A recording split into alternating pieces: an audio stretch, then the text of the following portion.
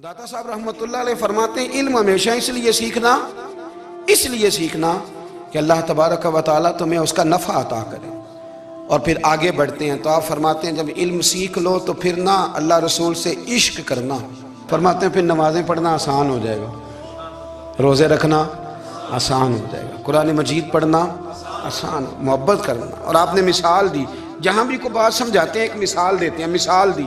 फरमाने लगे हज़रत अब्दुल्लाह इब्न मुबारक रहमतुल्लाह ताला अलैह, आप फरमाते हैं मैं शुरू में एक औरत पे आशिक हो गया था, समझाने के लिए बात करते हैं, आशिक हो गया था एक औरत पे, तो मैंने शाह की नमाज उसके मोहल्ले में जाके पढ़ी। चूंकि मेरा मजहबी घराने से ताल्लुक़ था, नमाज में पढ़ता था, तो इमाम साहब जो थे ना, ये दाता साहब ने लिखा है कश्फुल माजूब, इमाम साहब ने ना आयात ज़रा लंबी पढ़ी, तो मेरे दिल में ख्याल आया कि मौलाना आप तो फारिग हैं, तो हमें तो और भी काम है।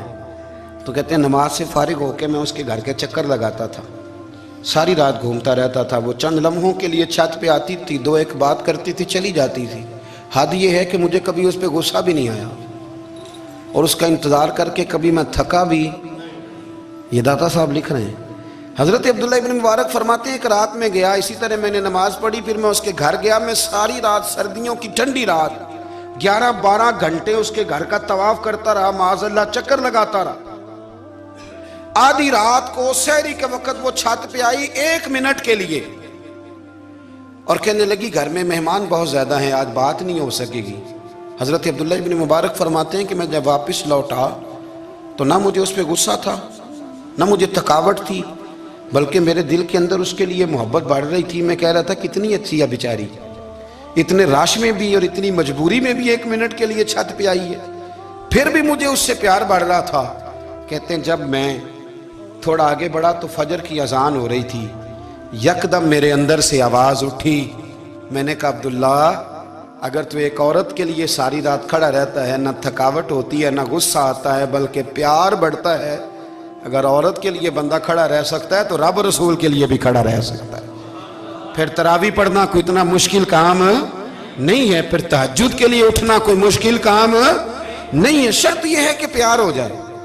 एक औरत के लिए अगर ये सारा कुछ हो सकता है तो अल्लाह रसूल के लिए भी हो सकते हैं। फरमाते हैं मैंने तौबा कर ली, और फिर मेरा हाल ये है कि वो तौबा की और फिर 60 साल गुजर गए, सारी रात मुसल्ले पे खड़ा रहता हूँ, मुझे कभी थकावट नहीं हुई, फिर कभी थकावट नहीं हुई। तो दाता साहब कहते हैं पहले इल्म सीख, फिर उसके बाद अल्लाह रसूल से प्यार कर, और प्यार वाली नमाज पढ़, मुशक्कत वाली ना पढ़, यानी बोझ वाली ना पढ़ के अब मेरी जान छूट जाए तो मैं भाग के जाऊं, तुम इधर बैठो तो मैं दौड़ के नमाज पढ़ के आया, ये वाली नमाज ना पढ़।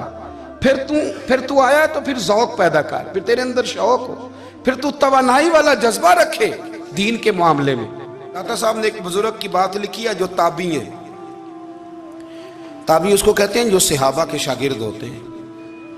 एक बुजुर्ग की बात लिखी जो ताबी हैं, वो फरमाते हैं कि उन बुजुर्गों का तरीका ये था कि वो लोगों से छुप के ना पहाड़ के पीछे इबादत करते थे, और पोजीशन उनकी ये थी कि किसी से मिलते नहीं थे, बिलखुसूस फजर की नमाज से लेकर असर की नमाज तक बकरियां रखी हुई थी, उनको चराते रहते थे फुरात के किनारे, और नफल पढ़ते रहते थे।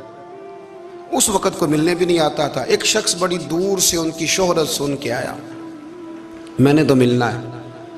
लोगों ने कहा वो इस वक्त नहीं मिलते, नाराज़ होते हैं। उसने कहा अल्लाह का बंदा है ना, नाराज़ हो भी जाएगा तो लंबा नाराज़ रहेगा नहीं, अल्लाह वाले जल्दी राजी हो जाते हैं। पहुंच गए। अब वो बाबा जी नमाज पढ़ रहे थे, तो कहते मैंने अजीब मंजर देखा कि बाबा जी फुरात के किनारे नमाज पढ़ रहे हैं और एक भेड़िया उनकी बकरियों की हिफाजत कर रहा है। कहते मैं हैरान रह गया कि भेड़िया तो बकरियां खाया करता है और यहाँ चरा रहा है।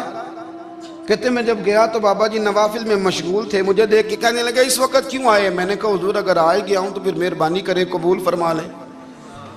मैं बैठ गया तो मैंने कहा हुजूर ये भेड़िया बकरियां चरा रहा है, भेड़िया और बकरिया की सुलह कब से हो गई। तो फरमाते हैं लंबी तकरीर नहीं, हल्का सा जुमला। फरमाने लगे जब से बकरियों के मालिक ने रब से सुलह कर ली है ना, तब से भेड़ियों ने भी बकरियों से सुलह कर ली है। बकरियों के मालिक ने रब से सुलह कर ली, गुनाह छोड़ दिए, उसकी फर्माबरदारी में आ गए।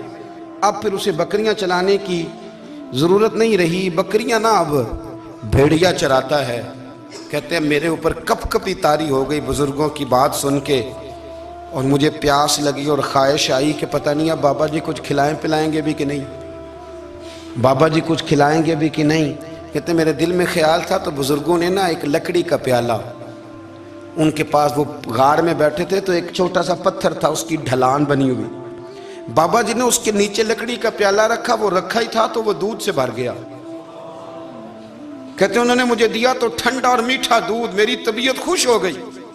بابا جی نے دوبارہ وہی پیالہ اسی جگہ رکھا تو شہد سے بھر گیا۔ 1000 سال پہلے داتا صاحب لکھ رہے ہیں، کہتے مجھے دیا، میں نے فوراً کہا، میں نے کہا حضور یہ دودھ تو گائیں بھینس دیتی ہے، پہاڑوں سے تو نہیں نکلا کرتا، اور شہد تو شہد کی مکھیاں دیتی ہیں، پتھروں سے تو نہیں نکلتا، یہ آپ کہاں سے نکال رہے ہیں؟ تو کہتے ہیں وہ قرآن مجید پڑھنے لگے۔ وَإِذِ اسْتَسْقَىٰ مُوسَىٰ لِقَوْمِهِ، جب موسیٰ کی قوم نے ان سے پانی مانگا، فرمانے لگے موسیٰ کی نافرمان قوم پانی مانگے، حضرت موسیٰ پتھر پہ ڈنڈا مارے تو اللہ وہاں سے 12 چشمے جاری کر دے۔ جو رب حضرت موسیٰ کی نافرمان قوم کے لیے پتھر اور پہاڑوں سے چشمے نکال دیتا ہے نا، وہ محمد عربی کے غلاموں کے لیے پتھر اور پہاڑوں سے دودھ اور شہد بھی نکال دیا کرتا ہے۔ وہ بزرگ کہنے لگے بس بات یہ ہے کہ آج بھی ہو اگر ابراہیم کا ایمان پیدا تو آگ کر سکتی ہے انداز گلستاں پیدا۔ کہنے لگا حضور پھر میرے لیے بھی دعا کریں۔ آپ فرمانے لگے پھر دعا نہ کرا تو مدینے والے کی غلامی شروع کر، تو نبی کریم کی غلامی شروع کر، تو رسول پاک کی غلامی شروع کر۔ ایک بات علم، پھر فرمایا اللہ رسول سے محبت، پھر فرمایا حضور کی غلامی۔ اس سے سارے مکاشفات کھلیں گے، اس سے سارے مشاہدات کھلیں گے، اسی سے کرامتیں ملیں گی، اسی سے مقبولیت ہوگی، اسی سے اللہ نبی کی بارگاہ میں درجہ ملے گا۔ پھر داتا صاحب آگے بڑھتے اور داتا صاحب فرماتے ہیں صوفیاء کی ایک جماعت ہے جو کہتی ہے ہم نے تو کبھی اپنی زبان پر دکھ بیان ہی نہیں کیے، ہر شے اپنے رب رسول کے حوالے کر دی، ہر شے اللہ رسول کے۔ اور داتا صاحب کہتے ہیں کچھ ایسے بھی ہیں جو دعا بھی نہیں مانگتے، لوگوں کے لیے مانگتے ہیں، اپنے لیے نہیں مانگتے۔ آپ دعا کیوں نہیں مانگتے؟ تو کہتے ہیں اللہ کو تو پتہ ہی ہے ہمیں کیا چاہیے، اسے تو پتہ ہی ہے۔ ایک بزرگ کی بات لکھی ہے داتا صاحب نے، میری جماعت میں نا مزاج ہے کرامتوں کا، مجھے وہ ساری باتیں بھی آتی ہیں کہ ایک بندہ کراچی سے آیا، داتا صاحب حاضری دی تو اس کی لاٹری نکل آئی، یہ بھی مجھے آتی ہے، لکھی پڑھی ہے میں نے، کتابوں میں ہے یہ بھی۔ ایک بندہ، یہ ساری باتیں نا آتی ہیں کرامتوں میں، بڑی ساری چیزیں لوگ بیان کرتے ہیں کہ میں وہاں آیا اور میں نے حاضری دی تو موج لگ گئی، یہ ساری باتیں آتی ہیں۔ ہمارے پرانے بزرگ اور بھی قصے سنایا کرتے تھے، ساری ہمیں چیزوں کا پتہ، پر جو عنوان ہے نا وہ حضرت شیخ ابو نور کہتے ہیں کہ ایک بندہ داتا صاحب کے مزار پہ گھوم رہا تھا، داتا 10 روپے دے، 10 روپے دے، 10 روپے دے، تو ایک بندہ بڑی دیر سے اسے دیکھ رہا تھا، وہ کہنے لگا داتا نے تجھے کیا دینا ہے، ادھر آ میں دوں۔ اس نے 10 دیے، بندہ بڑا حسین تھا، ہنس پڑا، کہنے لگا داتا تیرے بھی صدقے جاؤں، دلانے لگا تو منکر سے ہی دلوا دیے، جو نہیں مانتا اسی سے دلوا دیے۔ وہ بڑا پریشان ہوا، میں اور چکر میں تھا، اس نے میرے اوپر ہی جڑ دی ہے بات، کہنے لگا داتا تیرے صدقے جاؤں۔ تو یہ ساری باتیں کتابوں میں موجود ہیں، لوگوں نے اپنے اپنے مشاہدات جو جس کے ساتھ پیش آیا اس نے بیان کیے ہیں، بہت ساری باتیں قابل بیان ہیں، پر جو عنوان ہے میں اس پہ رہنا چاہتا ہوں۔ داتا صاحب رحمت اللہ علیہ فرماتے ہیں ہماری تعلیمات ہیں کہ اپنے دکھ درد دنیا داروں سے بیان نہیں کرنے، سوال کا دروازہ لوگوں کے سامنے کھولنا، اللہ والوں سے کہیں گے کبھی کہنا ہوگا تو دنیا داروں سے کہنا۔ کہتے ہیں ایک شیخ احمد نام کے بزرگ تھے، ساری زندگی کسی کو کام نہیں بتایا، ساری زندگی بڑی مشکلات آئیں، پر کبھی اپنی ذات پر سوال کا دروازہ نہیں کھولا۔ ایک ایسی مشکل آئی کہ جو حل ہی نہیں ہوتی تھی، کسی نے ان پر کوئی الزام لگا دیا۔ ابو مسلم نام کا ایک بادشاہ تھا، اس کی حکومت تھی، اس نے پکڑ کے قید میں ڈال دیا۔ اب قید میں ہیں، جرم لگ گیا ہے، فرد جرم عائد ہو گئی ہے، جیل میں ہیں۔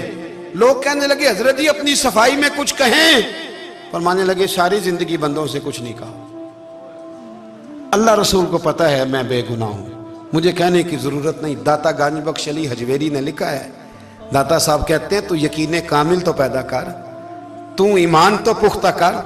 داتا صاحب کہتے ہیں وہ ابو مسلم جو بادشاہ تھا وہ نیک آدمی تھا، اسے رات کو خواب میں نبی کریم کی زیارت نصیب ہوئی، اور حضور سید عالم صلی اللہ علیہ وسلم فرمانے لگے تو نے اللہ کا ایک نیک بندہ جیل میں ڈال دیا، ڈر نہیں آتا، وہ تو بے گناہ ہے۔ بادشاہ آدھی رات کو خود اٹھا، دادا صاحب فرماتے ہیں کسی گارڈ کو نہیں بھیجا، پولیس والے کو نہیں بھیجا، جیلر سے نہیں کہا، خود گیا، جا کے جیل کا دروازہ کھولا، دروازہ کھول کے اس درویش کو آزاد کیا، کہنے لگا بابا جاؤ، مجھے پتہ چل گیا بے گناہ ہے۔